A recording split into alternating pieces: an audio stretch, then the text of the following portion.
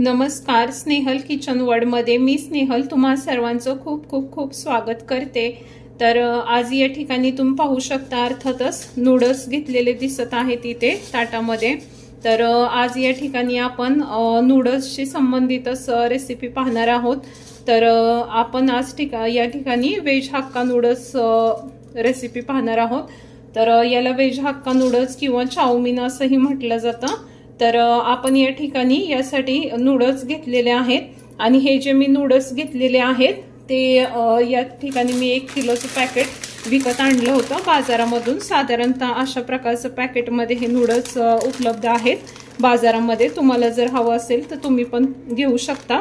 तर या ठिकाणी 1 किलोचं पॅकेट होतं हे, आणि यामध्ये मी एकदा हे ट्राय केलेलं आहे आणि अजून माझे बरेच नूडल्स शिल्लक आहेत। आणि आज या ठिकाणी मी तुमच्यासोबत ही वेज हक्का नूडल्सची रेसिपी शेअर करणार आहे। तर आपण जे नेहमी बाहेर चायनीज गाडीवरती जे नूडल्स खातो, तर मध्ये आपल्याला सगळ्यांनाच ते टेस्ट खूपच आवडते।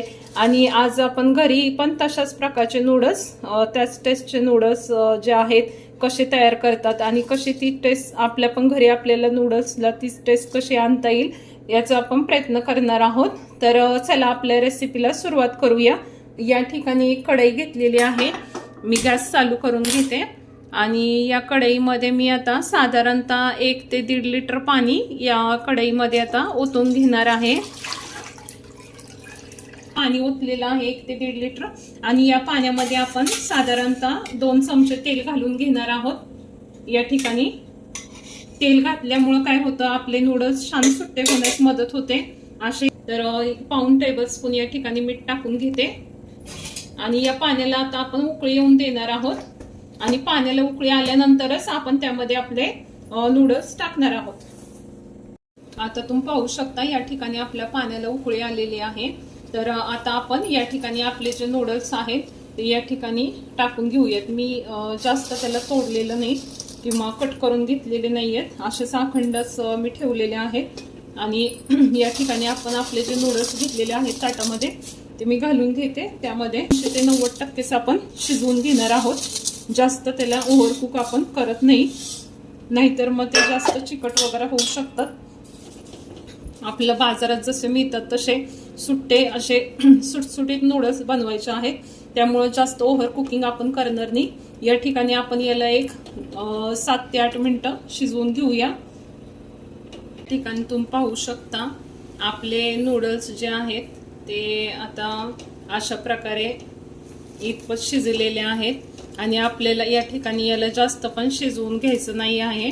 तर या ठिकाणी मी तुम्हाला हाताने चेक करून दाखवते। हे बघा असे कट होत आहेत, याचाच अर्थ योग्य प्रमाणात ते शिजलेले आहेत। आपल्याला जास्त पण त्याला ओव्हर कुक नाही करायचं, त्यामुळे या ठिकाणी मी आता गॅसची फ्लेम ऑफ करून घेते। आता या ठिकाणी आपले जे नूडल्स शिजलेले आहेत ते आपण या ठिकाणी या चाळणीवरती काढून घेऊयात अशा पद्धतीने। आता या ठिकाणी तुम्ही पाहू शकता मी हे थंड पाणी घेतलेलं आहे या बाउलमध्ये।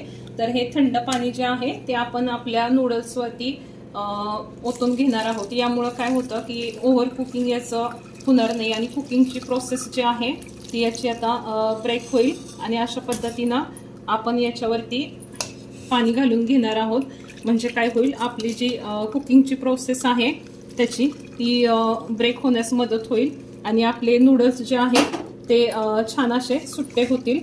1 चमचा तेल आपण यावरती टाकून घेऊया आणि यामुळं काय होतं, हे तेल आपण टाकून त्याला नूडल्सला तेल टाकून थोडंसं त्याला चोळून घेऊयात नूडल्सला तेल। यामुळं काय होतं, आपले नूडल्स छान असे सुटसुटीत म्हणजे नॉनस्टिकी होण्यास मदत होते। त्यावरती थंड पाणी ओतून याला तेल वगैरे लावून आपण हे बाजूला ठेवून दिलेले आहे। तर या ठिकाणी आता आपण नूडल्स तयार करण्यासाठी जे आपल्याला लागणार आहे साहित्य ते या ठिकाणी मी भाज्या घेतलेल्या आहेत। तर या ठिकाणी कोबी असा उभा चिरून घेतलेला आहे, पत्ता कोबी। या ठिकाणी सिमला मिरची जी आहे त्याचे असे स्लायसेस करून घेतलेले आहेत उभे। या ठिकाणी गाजर जे आहे ते असं उभं चिरून घेतलेलं आहे कट करून। आणि या ठिकाणी कांद्याची जी पात असते त्याचा जो भाग आहे, कांदे आणि त्या कांद्याच्या पातीचा मधला भाग जो आहे तो या ठिकाणी कट करून घेतलेला आहे। तसंच या ठिकाणी तुम्ही पाहू शकता या डिशमध्ये मी कांदा कट करून घेतलेला आहे। ही कांद्याची पात या ठिकाणी कट केलेली आहे। या ठिकाणी 10 ते 12 लसणाच्या पाकळ्या कट करून घेतलेल्या आहेत। हिरवी मिरची या ठिकाणी 2 ते 3 कट केलेली आहे आणि या ठिकाणी आलं जे आहे ते आलं कट करूनच घेतलेलं आहे मी, बारीक असं 2 इंच आलं साधारणतः कट करून घेतलेलं आहे बारीक। तर या ठिकाणी आता आपण आपले नूडल्स तयार करून घेऊ। त्यासाठी या ठिकाणी मी एक नॉनस्टिकची कढाई घेतलेली आहे, ती गॅसवरती ठेवली आहे आणि यामध्ये आता आपण भाजीचे साधारणतः 2 ते 3 चमचे तेल या ठिकाणी टाकून घेणार आहोत। तर या ठिकाणी यामध्ये मी लसूण टाकून घेते तेलामध्ये। लसूण छान असं आपण यामध्ये हलवून घेऊया तेलामध्ये टाकून। तसंच या ठिकाणी लसूण थोडासा आपण पसला की लगेचच त्यामध्ये आलं टाकून घेणार आहोत। आपल्या या ज्या भाज्या आहेत त्या जास्त पसवायचं नाही, भाजी या सगळ्या व्हेजिटेबल्सचा क्रश जो आहे तो तसाच त्यामध्ये राहिला पाहिजे। त्यानंतर हिरवी मिरची आहे कट केलेली ती टाकून घेते। या ठिकाणी आपलं आलं लसूण आणि हिरवी मिरची बऱ्यापैकी आता थोडे तेलामध्ये फ्राय झाल्यानंतर आपण या ठिकाणी गाजर आहे ते गाजर टाकून घेते मी। आता या ठिकाणी आपण कांदा जो कट करून घेतला होता तर या ठिकाणी मी कांदा देखील या ठिकाणी टाकून घेते। कोबी जो आहे कट केलेला पत्ता कोबी तो टाकून घेणार आहोत। तसंच जी कांद्याची जे पात होती, कांद्याचा जो भाग होता तो कट करून घेतला होता तो पण टाकत आहे मी या ठिकाणी। या ठिकाणी कोबी टाकून घेतला, शिमला मिरची देखील टाकून घेते मी या ठिकाणी। याला हलवून घेऊयात। या ठिकाणी आपण आपली कांद्याची पात देखील टाकून घेऊया। सगळ्या भाज्या आता आपण घालून घेतलेल्या आहेत, छान हलवून घेऊया आणि पाहू शकता आपल्या भाज्या चांगल्या पचलेल्या आहेत। तर आता आपण आपले जे सॉस आहेत ते यामध्ये घालून घेऊयात। तर या ठिकाणी आपण 1 चमचा व्हिनेगर यामध्ये घालून घेणार आहोत। आता या ठिकाणी 2 चमचे आपण सोया सॉस टाकून घेणार आहोत, हा 1 चमचा आणि हा दुसरा चमचा। रेड चिली सॉस जो आहे तो 1 चमचा मी टाकून घेते आणि आपण हलवून घेऊया। यानंतर आता आपण ग्रीन चिली सॉस जो आहे तो 1 चमचा टाकून घेणार आहोत। सॉसचं प्रमाण तुम्ही तुमच्या आवडीनुसार जास्त कमी करू शकता।